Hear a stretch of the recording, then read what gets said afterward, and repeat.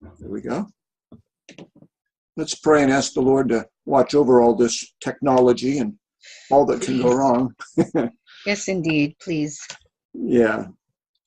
Father, we thank you so much that you are our King and our God, and thank you, Lord, that you've brought Lena to this point in her educational life. Pray that you'll just continue to give her direction and peace today. And thank you, Lord, for Karen and Judy and the rest of us here, Lord. We just ask you to give us your direction, your peace.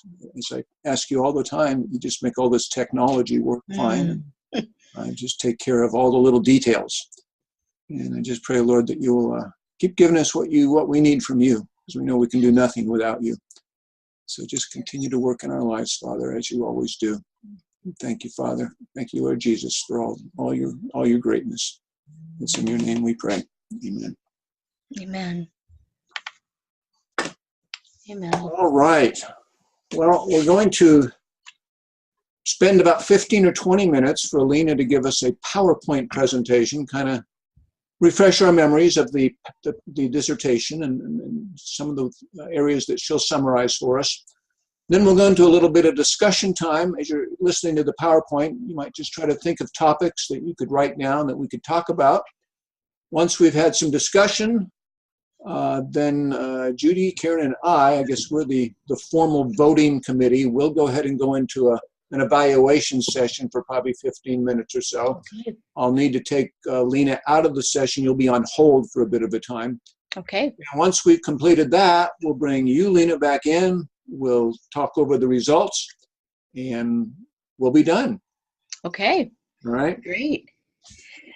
So let's go ahead and have you, Lena, take us through your PowerPoint, and we'll be listening and taking some notes. Great. Yes. Well, I do want to start with a formalized moment of gratitude and thanks. I would be remiss if I did not do that. Of course, your prayer, Dr. Payne, was significant, and thank you that we give God glory. Indeed, it's been a journey. So I do want to be grateful and thankful. I'm particularly thankful for my BGU family. You may or may not know, but I signed on this when I was serving at Korea Nazarene University as a visiting professor, and it was just a significant turning point towards, I think, the trajectory of the focus of my calling. And I just attribute the work of the people at BGU for really weaving into me this next season of my life. And so I want to give acknowledgement of that. And I do want to remember Dr. Brad Smith. I know he's not part of that and is the president, but he was significant in weaving together this DTL journey for me. He spoke to me with a lot of encouragement. And then another turning point I want to acknowledge is with Dr. Lowell Bakke when I was on the Manila Overture. He kept talking about the theology of the child, the theology of the child. Someone needs to write a robust theology of the child. And I could not escape it. And he spoke to me at the last day and said, you should start praying about that. And it began to form, I think, the work of this dissertation, because I really saw my love of children, my work with children, and the educational process and the learning process of children as becoming an interwoven, really focus of my dissertation. And then I, of course, want to thank Dr. Judy and you, Dr. Bill. I don't know how many times, and you may not know this, but in every email interaction, you always leave me with hope. The way that you sign up, even after you've told me what I need to do, you always leave a moment of hope. So that's what you've done for me. And then, of course, my PLC, they are all women who have woven into my life, and I just want to give commendation to them for their role in my life. Dr. Sonia Smith, Dr. Karen Dowling, who's with us today, and Dr. Rhoda Summers and Dr. Linda Morrow.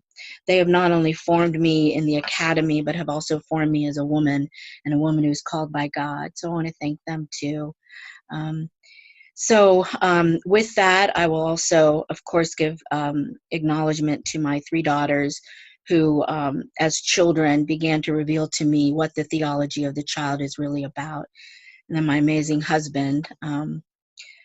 I don't know if I can adequately thank him for understanding what it means to be married to a woman who cares deeply about the academy and to stand with me in the work of the global calling I have. So I did want to share that and give it its due. But I want to begin here with understanding the holistic child, a transformative process towards shalom for communities and cultures. And really the root of this is really thinking about who the child is, and in the God-honoring way that the triune God has seen children from the beginning.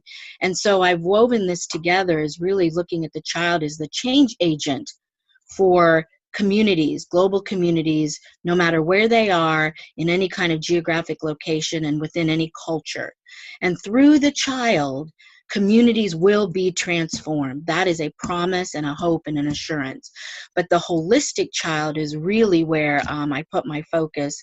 And so I want to move you through some of the process that I went through. Before I go into the objectives, I do want to point out that the observations I've had in the different arenas that I've worked in different global cultures is I've noticed that there's a wide berth of understanding the child holistically.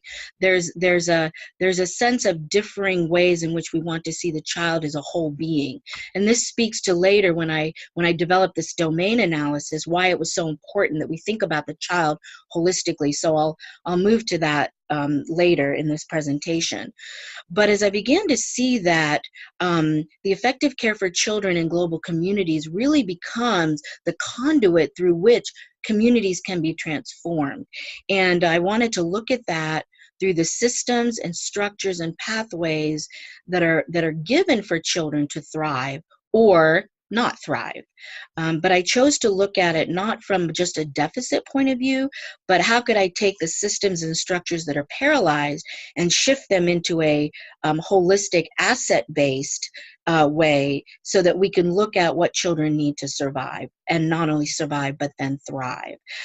So I wanted to make sure that I gave kind of like that footing before I move on. So the objectives, and of course you can follow them through, but first was to address the current issues that are surrounding the lack of holistic and asset-based systems and structures. So what are those things that seem to paralyze this work? And what were some of the pivot points where I could identify, this is where if we put some work here, if we do some collaboration and systemic transformation here, we can actually flip the systems and structures that are causing the paralysis. Secondly, I wanted to identify those factors that create the unhealthy and compartmentalized treatment of children. What are those things, whether they're cultural, whether they are in the economic, the geopolitical, the language, all the layers, the way they look at the value of the child? What are those factors that actually are contributing to it? Many times we say we love our children, we love our children. And I would hear this a lot in global context. But then as I begin to really analyze and assess, I began to see that there was a sense of what do they mean when they say we love our children, and that put into my research, which showed that there's a varying context of what we mean when we say we value our children in our cultures. So I began to look at that. I did focus on educational systems, and that's why I noted particularly educational systems. But as you know from my dissertation, I looked at the stakeholders in the community, which not only included educational leaders, but included all the community stakeholders. I also then wanted to test and validate the development of the domain analysis methodology, which is a methodology I created so that anyone in any culture can take the domain analysis, which is the holistic analysis of the developmental domains, and begin to culturally contextualize it, and then assess the holistic understanding of the child and the condition of the child and or children. So not only individually, but culturally, the group of children in a community. So I wanted to test it. I have anecdotally used a domain analysis in many different cultures that I've traveled to and I've done teacher education models with and training, but this was the first time I actually put it to the test in a research controlled research design. So the current situation, which I've alluded to already, but the way in which global cultures evoke and enact human rights advocacy for the child is wide and varied. I did find that to be true, including the current issues that are facing children today globally. And this is important because sometimes we think of things more from a one-dimensional cultural norm, and that certain cultures are doing it better and certain cultures aren't. But what I found was it was more important to look at how they viewed children first before we decided what exactly they were putting in place to help children thrive. So that was very important. And I think it took away this idea of cultures being in a deficit or kind of creating a power differential of thinking that certain cultures are better than the other. And it took away this idea that there's a kind of like an assessed hierarchy of certain cultures, which I think is important because we tend to then create a deficit idea in our minds of those people or those communities, which I think is really problematic when we're trying to develop equity and justice. Just a few statistics that I just want to bullet out that came from primarily UNICEF, but also Humanian, which is a very good source. Medical care is a great problem that we need to turn around. Disease that could be prevented, I think that's important. The state of being that we're in, that there are many diseases that can be prevented. Denied the right to an identity. I think that this is sometimes overlooked, that we think that it's the physical care, which speaks to my domain analysis because it's holistically 5 developmental domains, but many children around the world are also denied their right to being identified as a human. And I think this is a very important pivotal point why holistic well-being is critical. And then 51 million children were not registered. Even as a human being identified, there are still children that are being born that aren't even registered in terms of being a member of a culture and a community and a society. The other current situation that I wanted to bring to your attention was the child development training or equipping. It basically right now lacks adequate pedagogy and praxis to effectively move people from the intention of what they want to do into the action that's transformative. We are still very much predicated on the Band-Aid model, but we're not getting underneath it to find the antecedent behavior for our equipping so that when we know why we're doing what we're doing, we will then move into more of a transformational action. And so I wanted to move us from good intentions into impactful transformation. Right now it's hit or miss, which is true. We see a problem, we quickly just try to fix, but we're not doing structural and systemic change. Advocates are definitely eager to find an aligned and threaded approach that replaces this kind of hit or miss model. And so with that, my project has a distinct audience because I wanted to get to the community leaders and stakeholders so they could begin to understand the value of children in their community, to recalibrate the way that they understand these beautiful humans created in the image of God. And then, of course, a holistic approach that is critical to the work. That is why I was very distinct in creating the domain analysis to look at the 5 developmental domains of child development. To see children as community change agents creates an ethos of reconciling and redemptive relationships. So in other words, children become the conduit and the bridge for wholeness and wellness, and that moves us to a shalom community culture so children can flourish. And I want to be explicit here, it's not just that they survive, but they thrive, that there's a flourishing present and a flourishing hope for the future then. And then this begins to replicate. And so that's an important part of understanding this work. And of course, I would be remiss in giving due light on the Shalom leader.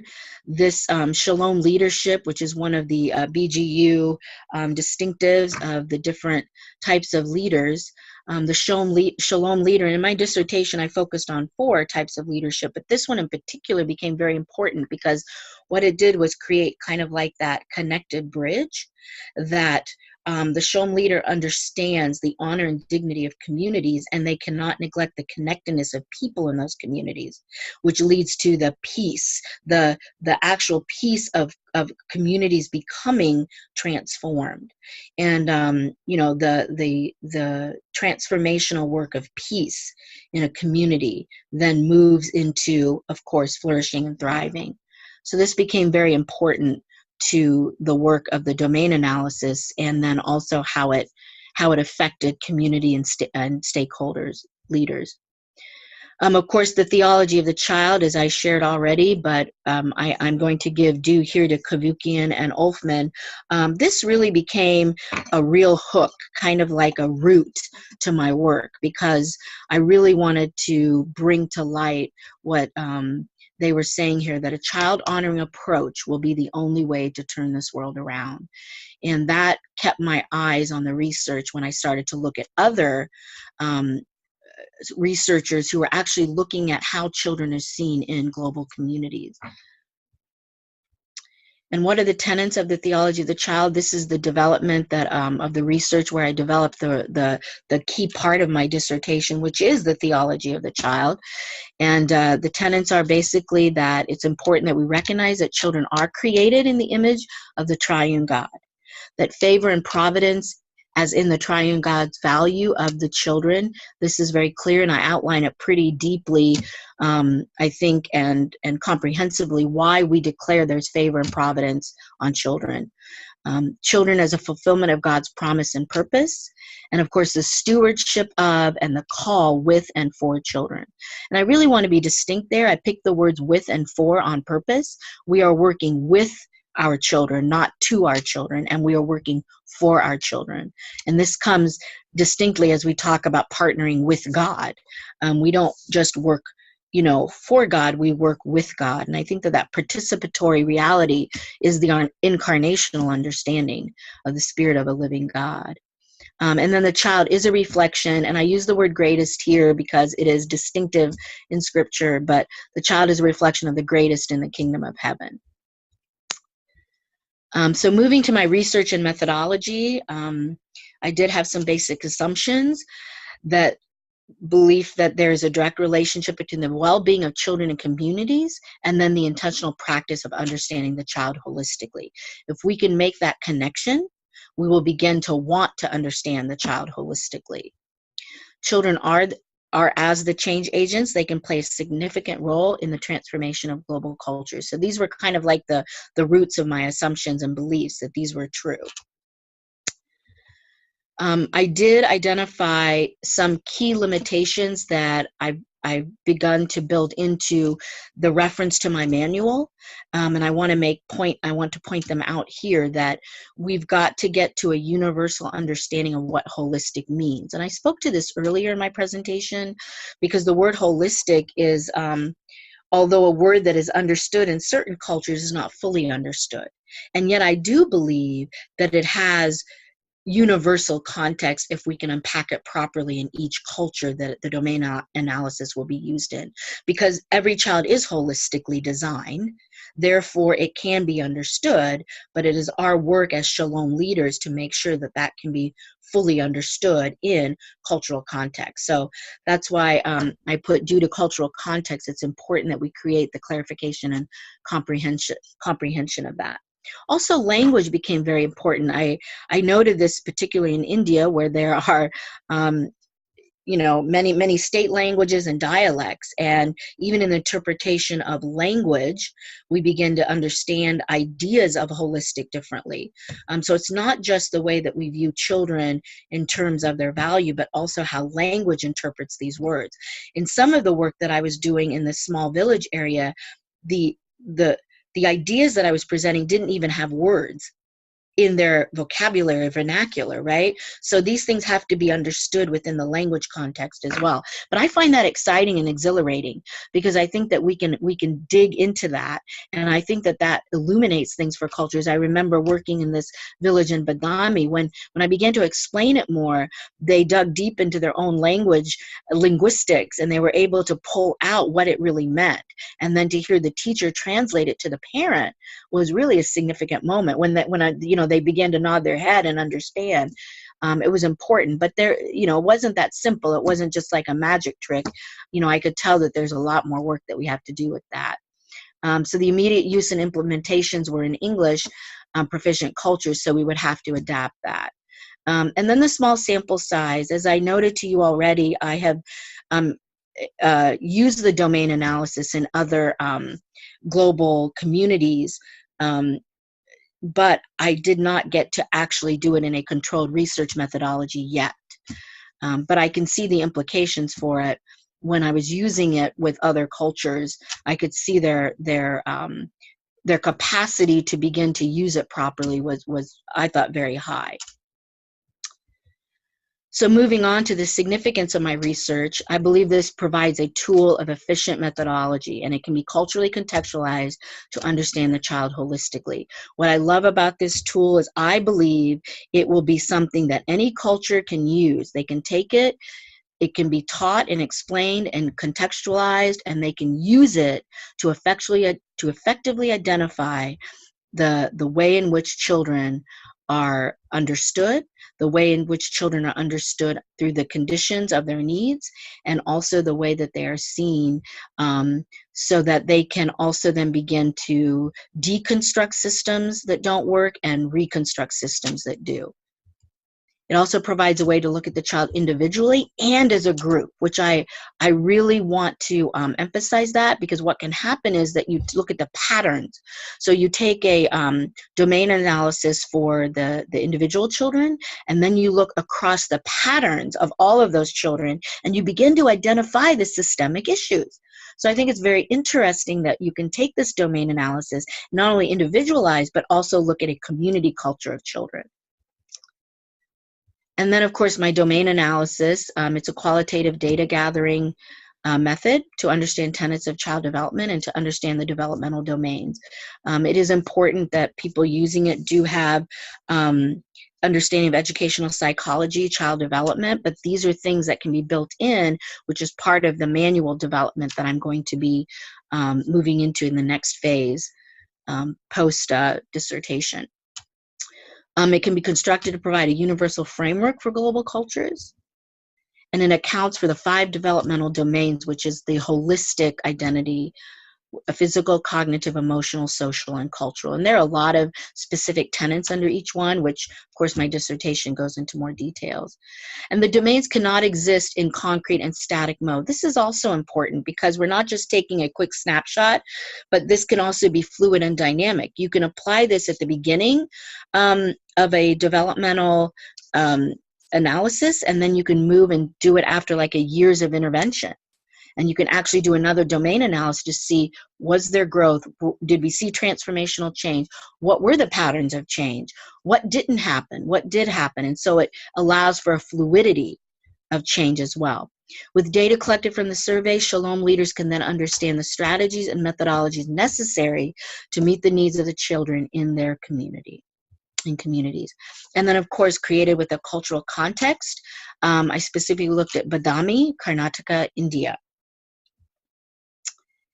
And I believe you can see the map there. I just wanted to give you a geographic idea of where we were. And it was a small village in Southwest India, a beautiful place that I've been to many, many times. The first trial of the DA was run at the Badami Play Home with 19 students aged 2 and 3 years old. The 2 teachers who administered the small pilot surveys, they had a basic 12-week course of studying educational psychology. I oversaw their training and made sure that they had some basic understanding of what the domains were and how to observe them in children. Developed it with a universal framework for the teacher in India who functions in the cultural norms of childhood experiences in Badami. So this was a teacher, indigenous to her own village and her own community. So I think that that added a lot of significance to the way that she could bridge back and forth. Although she had training in, her educational training as a teacher, but she was also very much rooted in the cultural norms of her own identity of her own geographic location. And then this is just a quick view of how she contextualized it, which is important that I want you to note that this is created with a cultural context for the region of Badami, Karnataka, India. These words even are distinctive to how they would think of children in that area. Is their sight good, fair, or poor? Now, again, you can see that there's a lot of birth of how you have to interpret that, but I do think it's important that they begin to contextualize it for how they would assess it. Then the cognitive learning styles, I helped them understand what these types of learning styles were, what they meant, gave them some key things to analyze and observe, and then the teachers were able to do that. And then, of course, personality type, went over some of these terms that meant something to them. Now, not every culture would use these terms, but they would address personality type, and then I would help them contextualize it to that culture and what it means to look at personality type. And then the social and moral development, so they brought their own indicators here. And then the cultural, and in here it was very important. You can see that they wanted to put the word caste. In that culture, that was very important to them because they were a home play of mixed caste. And for them, it was important not only they were a mixed caste, but they wanted to make sure that are there patterns that they need to understand so that they can eradicate any kind of inequities. So that was important to them. And so that was the DA. Again, it was a very simple beginning model of the DA that they developed. And then moving into intervention strategies, the first thing that they wanted to do was to implement some differentiated teaching methods and what she could do. And so Akama, the teacher, decided that she would address first two types of learners, the visual learner and the auditory learner. And then she began to address that. Also, the parental awareness was key. There was a seminar that was held, and I outlined that more strategically in my dissertation, but this was very important, and especially for the culture of this area, we were very clear in giving out this little certificate that seemed to really change the ownership, if you will, of how the parents saw their role in the life of their own child. And then the discussion forum, we held, and I outline it in the dissertation more deeply, but the discussion forum for all the community leaders and stakeholders, this involved government leaders, business leaders, there were local NGOs there were church leaders, of course the educational leaders, but everyone, because again, to understand Shalom leadership, it has to involve everyone in the community that cares deeply about children. And so my findings did reveal that the DA did open up the possibility to the community stakeholders that they began to see the essentiality of the child. There was definitely anecdotal change in behaviors of the parents and the leaders, and there was a vision happening within the culture of the small village in Badami that began to show that they wanted to do something that would change the community. The understanding of the holistic child began to bear out, momentum for what they wanted to do. And then as a future project, the DA and its methodology can be accessible through this guidebook manual, which I'm very excited to step into and begin to develop some sort of global tool so that it can be used and contextualized effectively and with somewhat of ease for leaders. And then with that, the DA then becomes a universal tool for Shalom leaders. And so with that, I will end with this statement that it is essential to believe that this redemption story with the value of children to work to this end and to be assured that God's way is to give the opportunity for transformation over and over again on earth as it is in heaven. And so let it be so. And so with that, I will conclude. And I will turn it over to you for your good questions or anything that you would like to share with me. Thank you. Thank Okay. you, Lena. Thank you, Lena. Appreciate that. You could probably stop sharing so that we can see each other. Okay, Be great. let me do that now. Did that work? Yes. Okay. Thank you.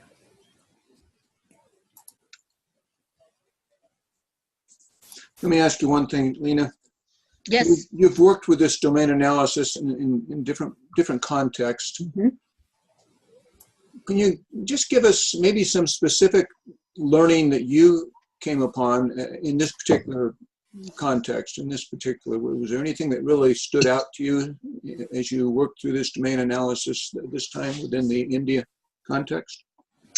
Yeah, I think the thing that becomes most important is to do effective research on how the child is seen in that distinct culture.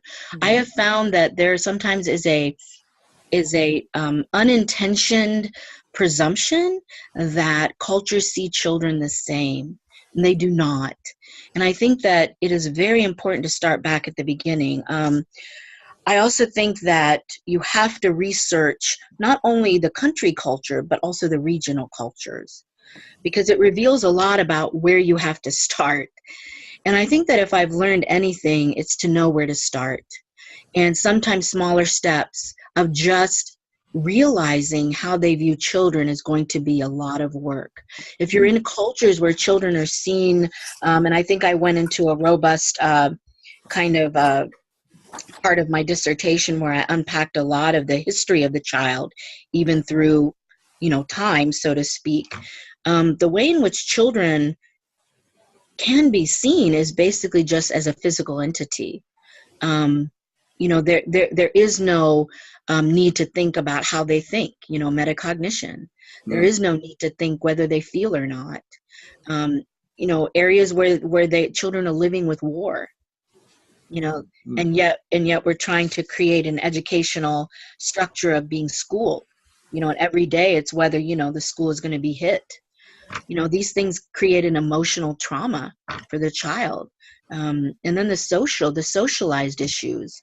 And then you look at the cultural and spiritual formation, all of those aspects. And so to your good question, Dr. Payne, I think that I've probably learned most. Figure out where to start first before you start, which I think is very important. I think sometimes we want to rush into the solutions and we presume what the solutions are. But I have learned that I must understand first, how do you right now view your children in your community? Mm-hmm. Yeah. That's good. Yeah.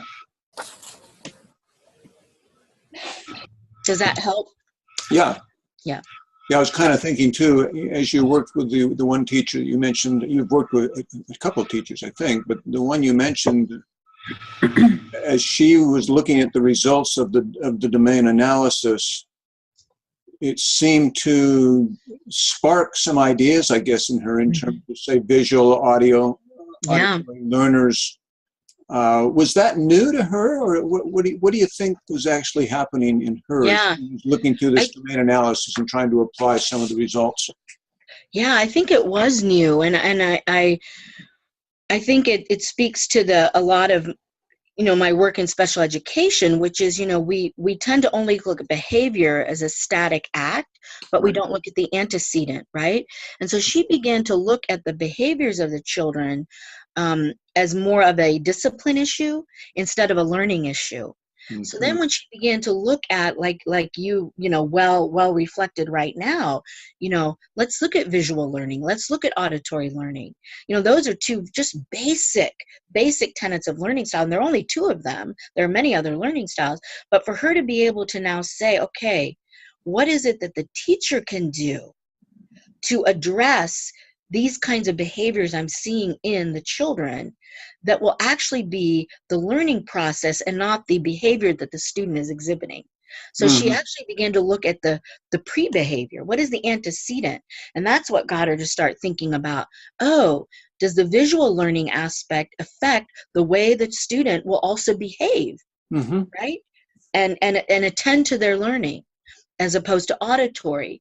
And so she began to see like combinations of both.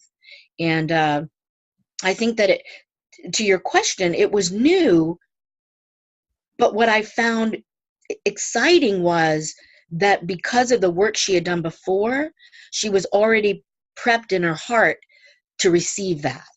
You know, she wasn't resistant to thinking, well, this is ridiculous, this is silliness. They're just not behaving. She began to open up her own heart. This is the work of transforming, right? That she began to see, I am an effectual transformational agent in the lives of these children. Right. I can do something. It's not what I need to get them to do. It's what I can do. And I just was really excited when she began to light up. You know, yeah. So these are new things in many different places and spaces. Yeah. Tagging onto that, if I could. Yes, one please. of the things that I wrote down was, what kind of change? You mentioned the change in community leaders in that town. What were some of the things that they saw, oh, we can change this to make a difference in these children to bring shalom to our community? What were those? Yeah, it is interesting. So as I began to observe the culture in Badami, and Dr. Dowling, you might be able to affirm this because of your Indian heritage as well. But what I found was the competitive edge began to work in our favor. Because what started to happen is the community stakeholders all wanted to be the best one contributing to this important work for the children. So we began to tap into that, not as a manipulation, but as a way to say, you definitely care about this. What can you do to contribute?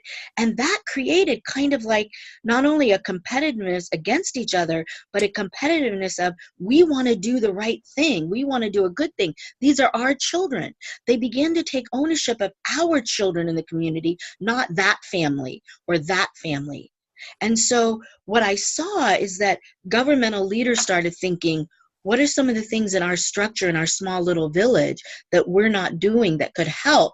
For example, how can we get children to school on time? Are there children that aren't coming to school? Why aren't they coming to school? Because the government and the educational systems are very much connected, particularly in the village settings. Business owners started to think, what can we do to contribute to the well-being? Some of them even thought, could we make, we call it sabji and roti, which is like just a simple bread and a simple vegetable. Can we deliver this to the school midday for the children?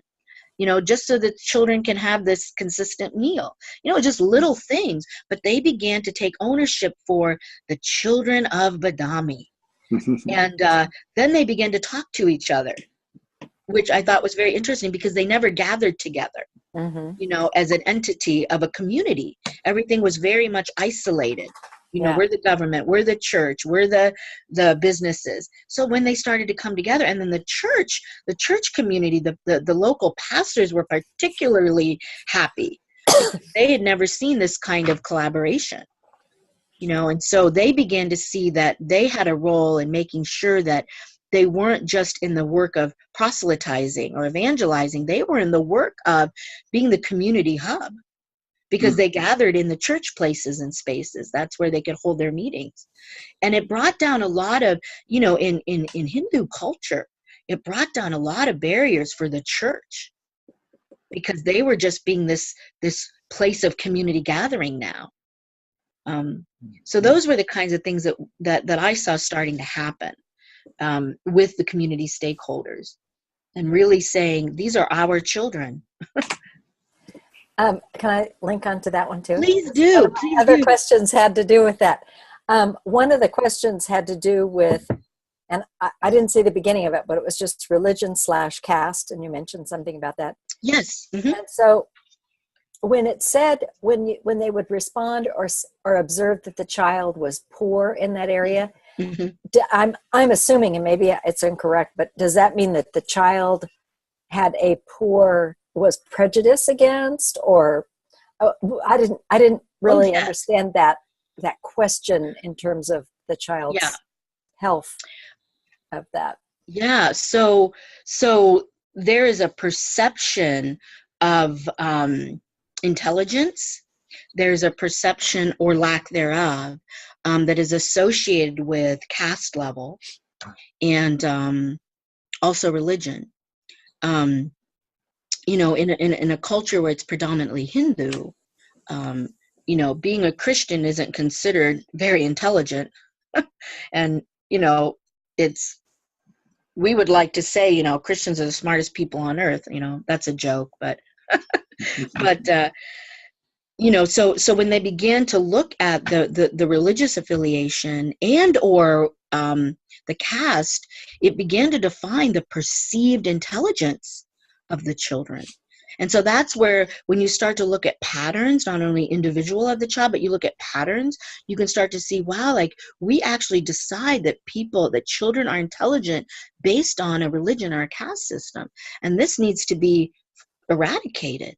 Now, you can't just say it and it'll be eradicated, but it's a process now where you can go, okay, this is going to be a paralyzing belief system that we're going to have to work through. So what you're basically saying is you've identified a false narrative for intelligence. Yeah. And it's not asset-based, right? It's deficit. So it has to be shifted to an asset-based, and absolutely. But that will take time, because this is steeped. This is steeped in culture. That's great. You've touched on a lot of my questions, but yes, Karen. So thank you.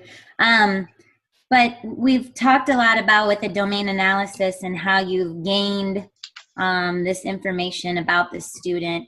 And I'm pulling from an experience I have to share with Haiti, and working with Christian education master's degree students. And the course that I would teach there is about the holistic child development of a child. Development of a child. And so anyway, what I found is that gaining that understanding, the students are, the adults in the situation, teachers and the community leaders, they're willing to engage in those conversations and kind of dream and gain understanding. But what I'm wondering is, what is your dream and vision for sustaining this transformational change? I'm thinking about that in theory, it was really wonderful in all these research papers and projects that I received in teaching the course, but then they went back to their classrooms and did the same way, and it wasn't a holistic approach. Yes. And, sustainability is going to be the essential question at the end, right? So it really is about, and I'm going to go back to BGU's tenets, that we are creating shalom leaders. And I'm going to be very hopeful in the sense that if this is going to take root in global cultures, the idea of the holistic child, that it is going to come through the people that live and call that place home. And it's going to have to come through those leaders. It can't come from an outside, let's bring another teaching seminar, let's bring another, assessment, let's try to find out, how are you doing? It's going to have to come from the people. And then as children begin to change, those children grow up, right? And those children grow up to be, shalom people who then will, in their families, develop a shalom culture. So that's my hope, Dr. Dowling. And I think your question is very important.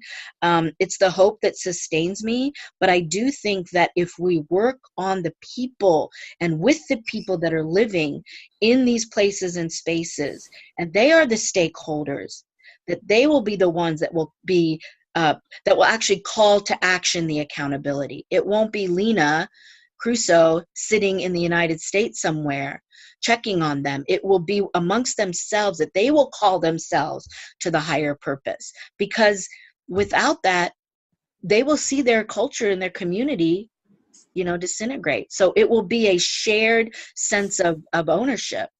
But that will have to mean that it will have to be a consistency of the work, that they will be training up amongst themselves. It's like being, makers of disciple makers. But the sustainability will be the deeper question. So to your point, yes, we read the papers and they're into it and they feel the hope and they're dreaming and they want to do it, but then they go back into their own classrooms. And the other thing I think will be important, and I think that speaking of the North American or specifically the American school system, what we find is, the system in of itself sometimes discourages teachers. They get pumped up with, their training or their master's degrees or their learning, and then they go back into systems that hinder them. And so that's another thing that's going to have to be important, is that that's why I speak so much about the eradication or the deconstruction of systems and structures that already paralyze the work. We can't just add something on. We have to be willing to deconstruct systems that don't work in order to reconstruct shalom systems. So that's not an easy, I don't have a 1, 2, 3 strategy, but I do acknowledge and affirm your good question, Dr. Dowling. Sustainability is important, but it's going to have to come from amongst the community stakeholders. And that's why this was critical, that the domain analysis will not work. The process and the methodology will not work if it's only limited to the teacher's work. It has to be the stakeholders of that community. Am I okay to ask another? Certainly. Okay, with the domain analysis, I'm assuming that it's transferable to other cultures and other contexts. I'm curious on your take on the data gathering and comparing the sets of data. When you take it to a different context and then the stakeholders there are changing the terms, or maybe there's more categories, or how would you work with that to keep it as one model, or does it not need to be? Yeah, I think that the framework of the developmental domains and the purity of what they mean will have to stay intact. And if they want to change what cognitive means, it's going to have to be clear what cognitive means. And it's thinking about, the metacognition, what is the cognition of the children? Because the brain is the brain, right? And so how it manifests in its thinking process in different cultures could vary, or even our understanding of affective domain versus, other right brain, left brain, all of that. But those things will have to remain, I believe, solid and firm.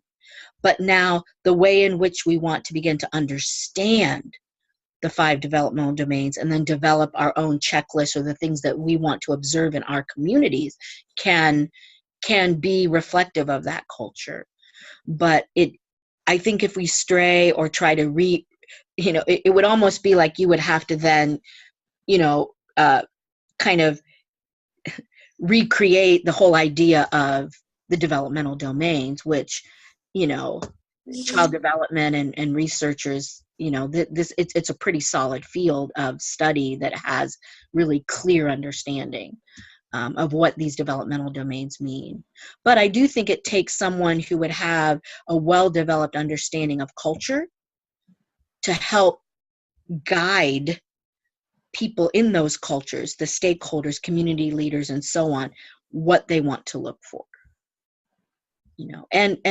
And I would encourage, even, which is what I plan to put in the manual, to find the key. I call them the Shalom people, the people of peace.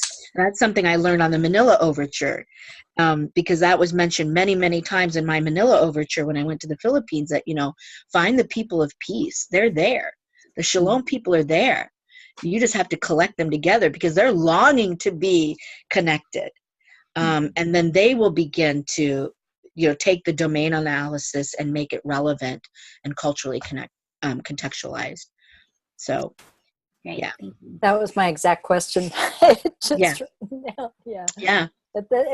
Contextualizing is key, but again, there has to be, like you're saying, there has to be the stake in the ground. This is what it means to be a whole child. Absolutely. And so that's what the comparative analysis. That's exactly does. right. Yeah. And there's not going to be any wiggle room. You can't kind of sort of say, well, we honor our children this much.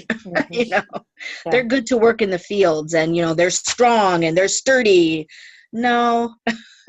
But again, you have to be culturally responsive enough to move into that and I like the way you said, Dr. Melton, earlier, you said kind of like a false belief system, right? You have to walk into those false, true, those false beliefs very carefully. Mm-hmm. So a culturally responsive, what I call shalom leader, knows how to do that, right? Yeah. That's great. Yeah. Hmm. Let me just ask another question in terms of the sustainability of this particular Yes. project.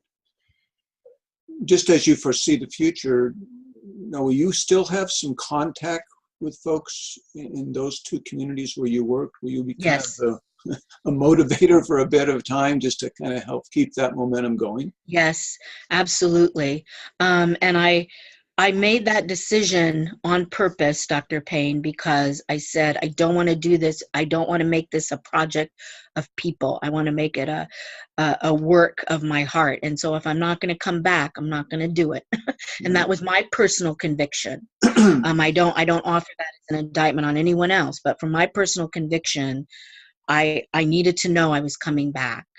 And sorry, I'm going to try to not be emotional, but I'm coming back, and I'm in touch with them, and my heart and mind is at stake, and I want to know. So we've already had multiple ongoing follow-up, and they're excited. And they've told me that a year later, and I think I addressed this in my dissertation, a year later, there's still momentum.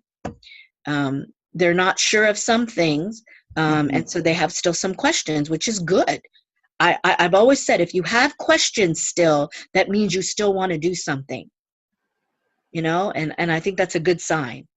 And so, yes, yep, there'll still be some ongoing work. Right. Yes. And we used to use that analogy in discipleship that, I show you how to do something, then I do it with you, then I watch you do it. Mm-hmm. Then I can let you on. So it's hopefully you're going to be, having some people there, transformational leaders that are working with you, who then will begin to keep carrying on that work, in a transformational way. Absolutely. Yes, indeed. I mean, good.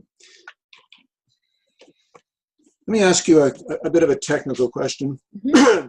My voice is giving me a little trouble today, but if Dr. Martine was on this call with us, she's helping us quite a bit, just in terms of looking at our research methodologies, etc. Mm-hmm. That's really, she's very strong in that background. Yes. I think you called domain analysis a qualitative research approach. Yes. Although you, at least as I understand the domain, you use closed-ended questions, the multiple choice mainly.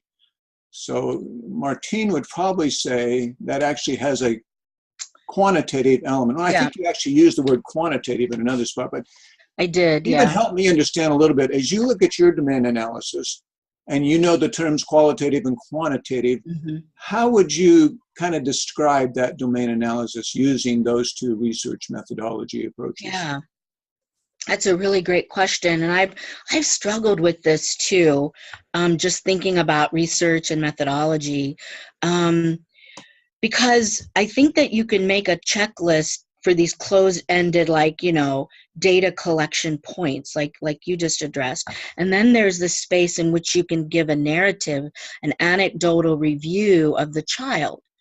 So I went back and forth, and I began to wonder, is that in of itself a contextualized approach or not?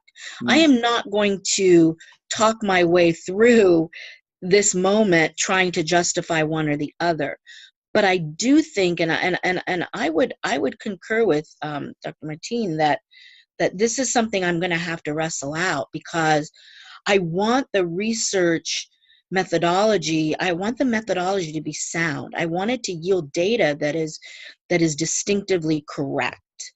But I also think that when you're dealing with children, there is such a narrative of understanding and the way that people perceive the description of children, that will I lose some context of detail if I don't also include an anecdotal perspective.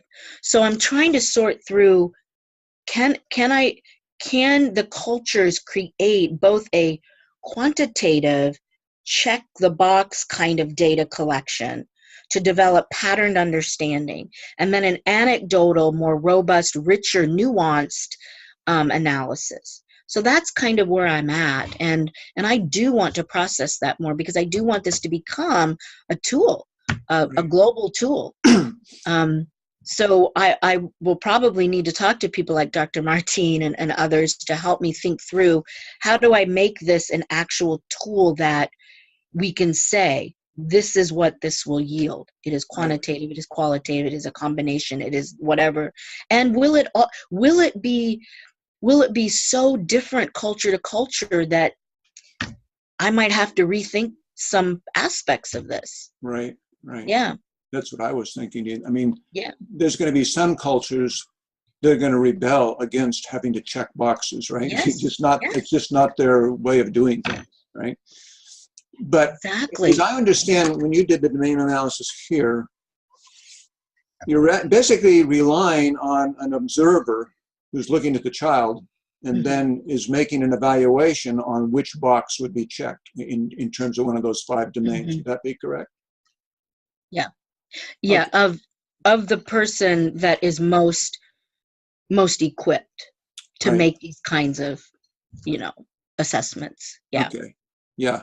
So I mean, there's the quantitative part is the boxes, the closed-ended boxes. Yeah. The qualitative part is the fact that someone is observing, right, and looking at the child and drawing some conclusions based on behavior, on interaction styles, etc. So I guess there's both elements really contained in there if we think about it. But I was trying to determine how you would work with that.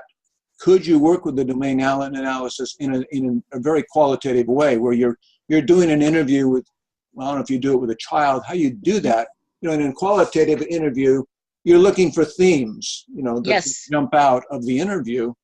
And then you write those themes down, and as you're working with a child, you may be talking to that child within various contexts, giving stories, giving situations, and you may be listening for themes that would come through. That might be another whole way that you could possibly do an analysis in a purely qualitative approach. I don't know. Absolutely, and I think you raise other things that I've been thinking about. For example, what would I do in a refugee situation? Right. How would I use the domain analysis in Greece, where there's a large population of refugees right now? What would that mean for their holistic well-being? I mean, that could be their home for 2 or 3 years. Well, they're in a community. There's a life happening there. What does that mean for the children there? You also raised another question that I've been thinking about too. What would be the difference between the teacher doing the domain analysis and the parent? I mean, that was going to be my question. because when we were giving the certificate, when we were sharing with the parents in the parent forum, it was interesting, their responses for how they began to see their child, and even between the father and the mother, where there was a father and a mother, and whether it was a girl child or a boy child. I think I addressed that in my dissertation. Just a lot of layers to this, perceptions, realities. So it again is not a static methodology, which then speaks to your very good question. These are things that I'm going to have to continue to think through, so that I can create something that actually will do what I want it to do. Right. I was thinking, when you just mentioned, depending on who's doing the observation, you're going to come up with some different conclusions. But when we use the term triangulation in the research camp, say if you had both a mother and a father in a situation, you're able to come up with some kind of an analysis tool that each one of those parents could use, that they would fill out. And then also, if there was a teacher involved, it would be interesting just to then as you, as an observer, as a researcher, to look at the three different perceptions and see how they, you know, how they correlate, where they differ, and Absolutely. then to draw some conclusions based on, you know, and just, you know, based on that kind of a triangulation method. Absolutely. And I don't want to belabor this, but I'm just grinning a little bit because it was fascinating how much more hopeful they tended to be about the boy children than the girl children. Or if there was something positive said about the girl, if there was a family with a boy and a girl and something was more positively framed for the girl, the father in particular was very not as eager to be excited about it. You know, well, you know, kind of a little hesitant. Well, you know, what about the boy? And so these are nuanced things that will have relevance. And when you're tying it to then holistic well-being, and then you're tying it to the community, and then you're tying it to the flourishing of the community, so that you can deconstruct systems to reconstruct systems, you know, this becomes very important. So for me, the domain analysis actually is a viable tool because it's getting us to start thinking about things that they've not thought about. That's right. But it can be done gently. And if you contextualize it properly, you can do so much with it. Oh, yeah. And, you know, I'm just thinking out loud too. Say either a father or a mother are doing that analysis of some type. Their answers, of course, are then giving you some insight into, you know, into their particular worldview, into their particular mentality. Which, you know, if some parents are open to even talking about that in terms of their own worldview, their own lifestyle, and how that affects their parenting, my goodness, there's just so many nuances, I guess, that can open up. I know. Yeah. I know. And hence why I didn't think I could actually make my manual yet. Right. My guidebook. I had high hopes to create the guidebook, but I really want to put out something that will go far and wide into global work, and I want to do it well. So, but all of this that we're talking about speaks into that. Right. Yeah. It's good. Thank you. All right. Other thoughts, questions, comments? If not, we will go ahead and do a little bit of an evaluation session, if you're all ready for that. Okay, what I'm going to do, Lena, I'm going to take you out of the session for a few minutes. Your screen will just say something like you're on hold, and then I'll be back in about 15 minutes, I would imagine it'll take us. Okay. Thank you, Dr. Payne. So hold on here a second. Okay. Okay. All right. I'm going to go ahead and bring Lena back into the session. Lena, are you back with us? Yes, I'm here.